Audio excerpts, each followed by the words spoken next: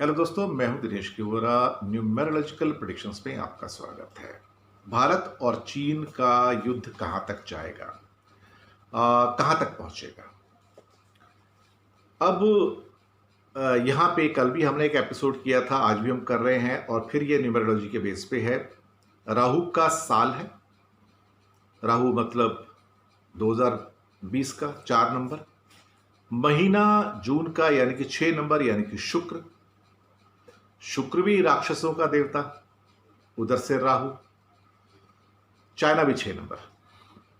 तो कहीं ना कहीं चाइना की हरकत हमें देखने को मिली। अब ये हॉट एंड कोल्ड कब तक चलेगा?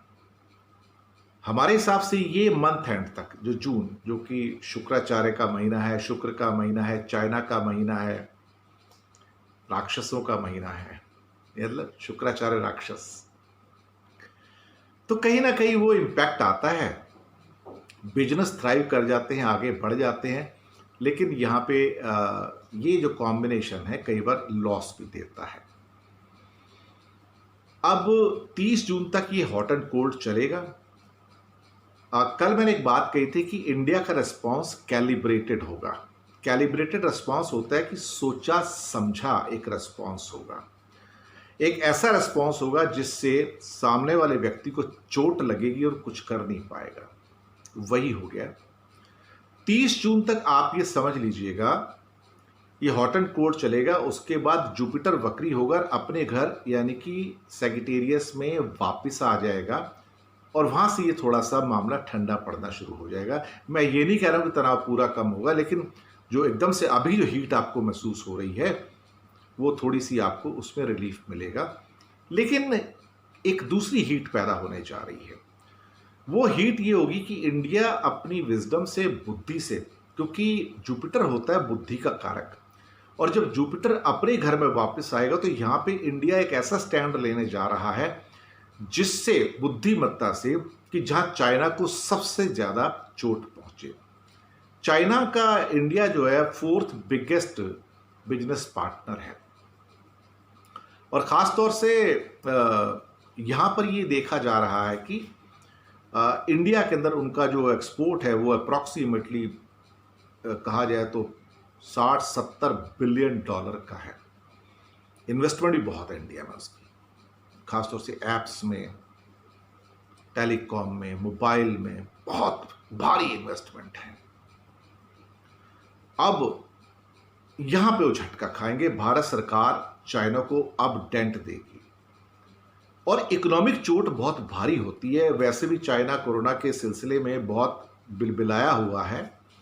अब भारत की चोट उसको भारी पड़नी शुरू होगी, क्योंकि भारत अब चाइना के इंपोर्ट के ऊपर लगाएगा रेस्ट्रिक्शंस, बैन नहीं, रेस्ट्रिक्शंस।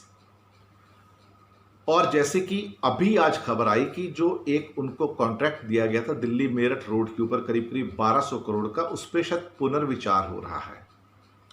और एक अभी अभी ऑर्डर्स आए हैं सरकार के कि भारत सरकार की कंपनियां टेलीकॉम में बहुत बड़ा इन्वेस्टमेंट है चाइनीज इक्विपमेंट्स का, जो उनके इंस्ट्रूमेंट्स हैं, सारे इक्विपमेंट्स हैं, मशीनें हैं, टेलीफोन एक्सचेंजेस हैं, बहुत बड़ी संख्या 25-30% तक का है। अब उसमें आज बीएसएनएल एमटीएनएल को बोल दिया गया कि आप चाइना से कोई माल नहीं खरीदेंगे, और same instruction Vodafone India, Airtel India और जियो को भी दे दिया गया है। ये पहला बड़ा झटका है कि चाइना से माल नहीं खरीदा जाएगा, यानी कि एक मार्केट आज पहले ही दिन एक झटके में भारत ने खत्म कर दी।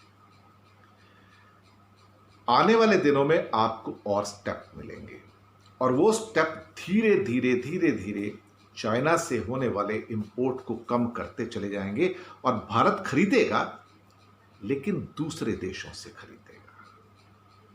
जरूरी नहीं कि चाइना से खरीदे, वियतनाम है, ताइवान है, कोरिया है, थाईलैंड है, बाकी कंट्रीज हैं। तो एक बहुत बड़ा स्ट्रेटजिकली उलट फेर होने जा रहा है, और अगला महीना होगा केतु का महीना, जुलाई का।